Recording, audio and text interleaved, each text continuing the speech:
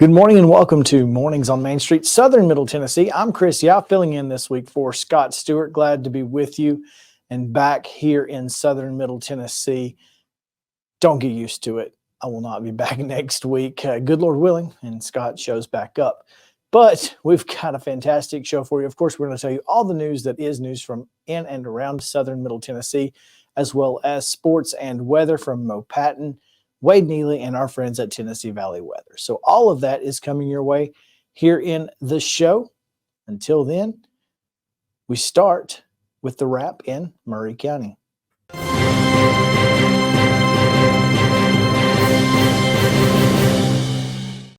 The city of Columbia was the only Tennessee recipient of a grant that will be used in the downtown area. General Motors and Main Street grant is a non-matching $50,000 grant that can be used for downtown beautification, and Columbia was the lone recipient in the state for that. Also on the front page, you can find a story about Lisa Ventura, Maury County School Superintendent, whose contract was extended through February 2028. Details on that contract on the front page. Also on the front page, Fire Chief Ty Cobb in Columbia has been relieved of his duties. Details from that are available on the front page, as well as the termination letter and what was laid out in the letter are also available. Additionally, a construction fee fight facing a key hurdle in legislature. A bill set to be heard this week on the General Assembly floor may be Maury County's best chance in 2024 to tap into a revenue stream that is only from new construction. Obviously, the impact fee has been a major topic of discussion over the last several years. So find out more about that, as well as a deferred vote for a Bear Creek Pike subdivision, which votes were deferred at the Planning Commission meeting. Inside this week's Main Street Maury, you can find a story on the now Comfort Inn in Spring Hill. It originally began as a sleep inn, but after some backlash, there have been changes made to the application, and it will now be a Comfort Inn, and that has gone and passed through the Planning Commission in Spring Hill. It will be located near the library on Kedron Road. Several other local stories, as well as columns from local and Middle Tennessee columnists from around Main Street Media, can be found on the inside. Plenty more news and local coverage, of course, in Main Street Maury. We'll also have you covered in sports. That's what Mo Patton has for you now.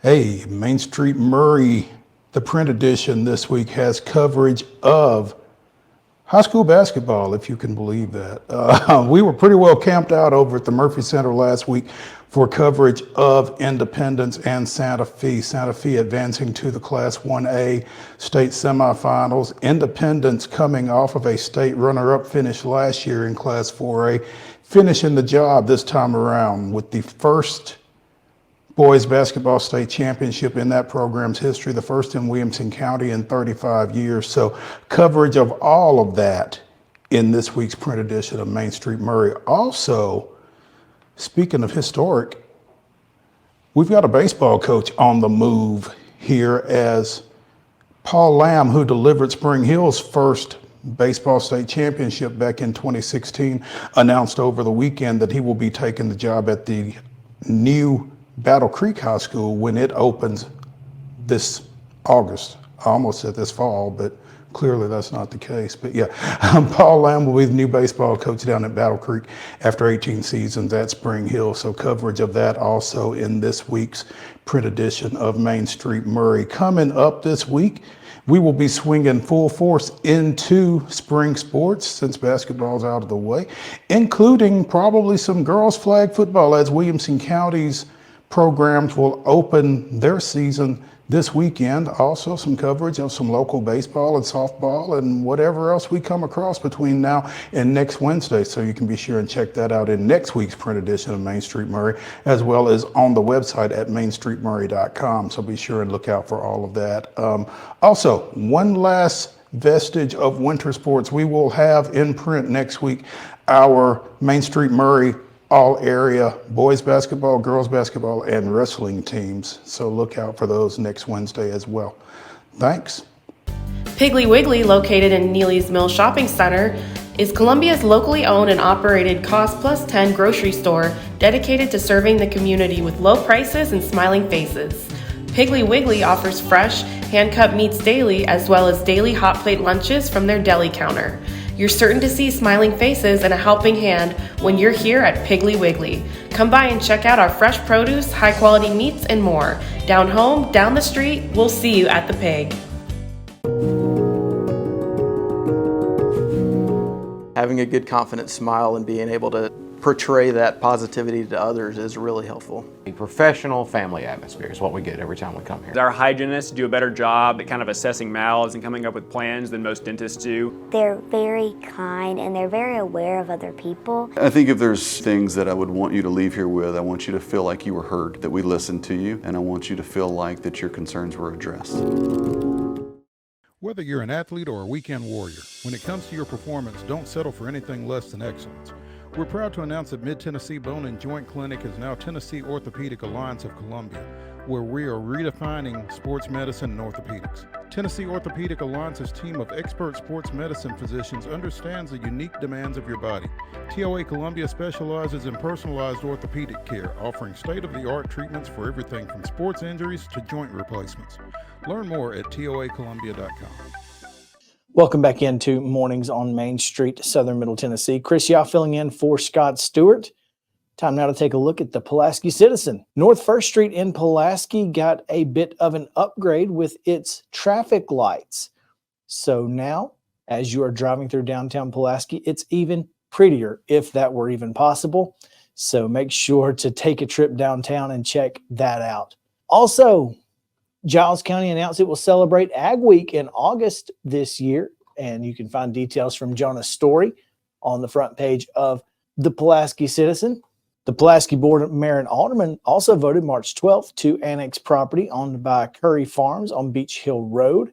So that is right there on the front page, and you can find, of course, details from that. Also inside this week's Pulaski Citizen, a fire destroyed a home. You can find details there, as well as, of course, more from the Pulaski Electric Board of Directors meeting. All of that is available inside the Pulaski Citizen. We'll go to sports now, as Wade Neely is standing by with a report. Hey guys, Wade Neely here, sports editor at the Pulaski Citizen, and we've got another jam-packed edition as we finally put a bow on the basketball season, but we ramp right up into the meat of our spring sports schedule, and we'll walk you guys through every bit of it. And we kick things off on the campus of UT Southern. I mentioned basketball. The UT Southern Firehawks had a fantastic season. They picked up a win Friday night in the opening round of the NAIA National Tournament, defeating Tougaloo in a very high-scoring affair. UTS put up 90-plus points in that win. But on Saturday, on the campus of Indiana Wesleyan, they were unable to defeat the second-seeded Wildcats, and UTS sees its season come to a close. Fantastic year, and really a bittersweet moment as the Firehawks just say farewell to 8, maybe 9 seniors, the least of which they say farewell to Darian Hudson and Brady Brown, 2 of the program's all-time greats, and they depart having guided the Firehawks to a win in the opening round, but coming up short in the second.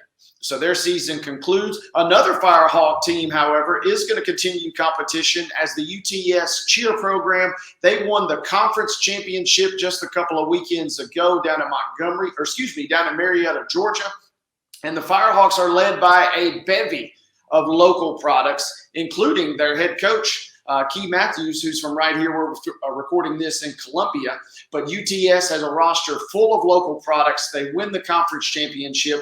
They have 2 young ladies from Richland and Giles County. We had a chance to speak to all 3 of those, Coach Matthews, Aubrey Miller, and Harley Graham there, as UTS wins the conference championship and now gets ready for their own national tournament bid.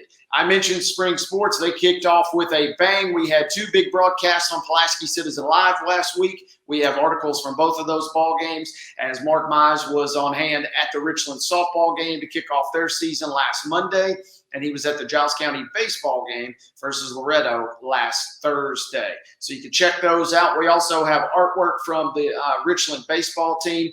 We've got a lot of stuff jammed in here, as all of our spring sports, except for one or two teams, the soccer programs are kicking it off this week. But we have all of that covered. And as always, you can find stuff from our good buddy Larry Woody. It's all part of a jam-packed edition of this week's sports section in the Pulaski Citizen. And if you missed any of it in print, you can always check it out online at PulaskiCitizen.com. That's what's in the back end of our sports section this past week. And coming up, you can always find another full edition, again, in print on newsstands here in Giles County, and online at PulaskiCitizen.com. Wayne Neely saying so long for now. Piggly Wiggly, located in Neely's Mill Shopping Center, is Columbia's locally owned and operated Cost Plus 10 grocery store dedicated to serving the community with low prices and smiling faces. Piggly Wiggly offers fresh, hand-cut meats daily, as well as daily hot plate lunches from their deli counter. You're certain to see smiling faces and a helping hand when you're here at Piggly Wiggly. Come by and check out our fresh produce, high-quality meats, and more. Down home, down the street, we'll see you at the Pig.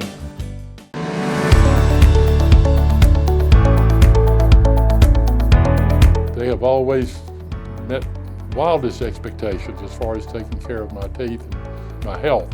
You know, teeth health is very important now to your heart.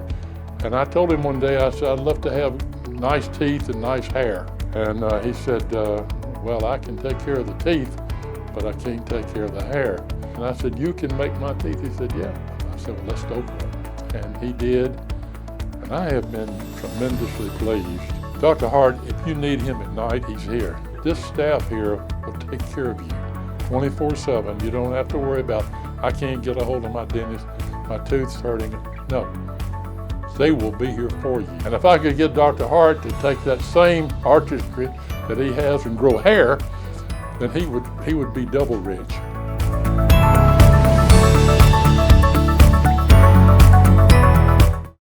Welcome back in for a final time here on Mornings on Main Street, Southern Middle Tennessee. Once again, I'm Chris Yow, filling in for Scott Stewart.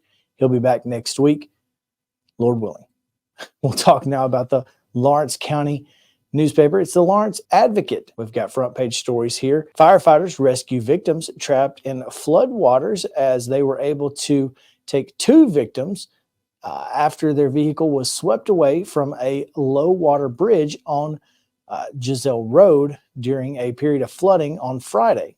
So details from that story are available on the front page of the Lawrence County Advocate. Also, the Lawrenceburg utility system will no longer offer customers the option of non-automated electric meters.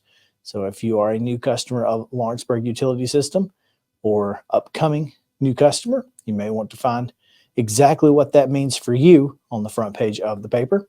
Lawrence County firefighters were busy last week. They also rescued residents and pets from a fire, a residential fire in town, where two pets and both of the residents in the building were taken out by deputies and firefighters. So thanks to, of course, our first responders for taking care of the community in that regard.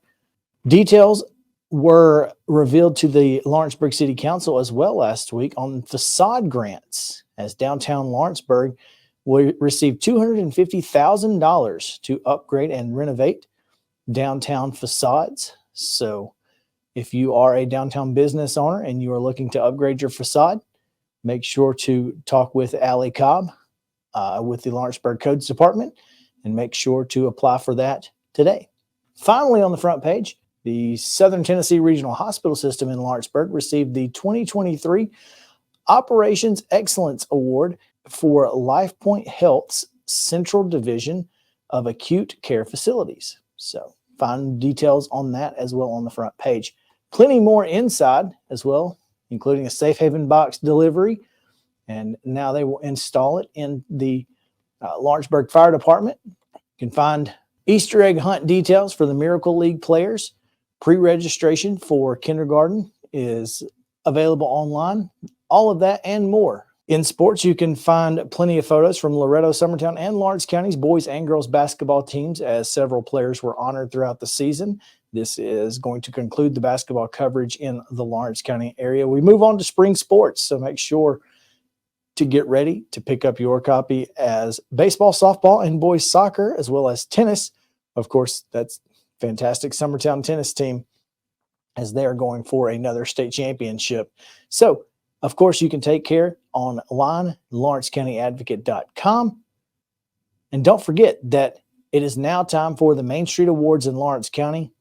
You're going to love it. Make sure to pick up the paper or visit Lawrence County Advocate's website. You can vote for your favorite people, places, food, things, nonprofits, and much, much more. All of that is available again in the Lawrence County Advocate. Now we're going to take you to this week's weather with our friends at Tennessee Valley Weather. From the Tennessee Valley Weather Channel, this is your weather today. Hey folks, happy Wednesday to you. Ben Luna here with you in the Tennessee Valley Weather Center, wishing you a happy hump day as you check out this forecast update. All right, off the top weather today, not half bad. We're going to be warm, we're still going to be dry, and we'll continue that trend at least for one more most day.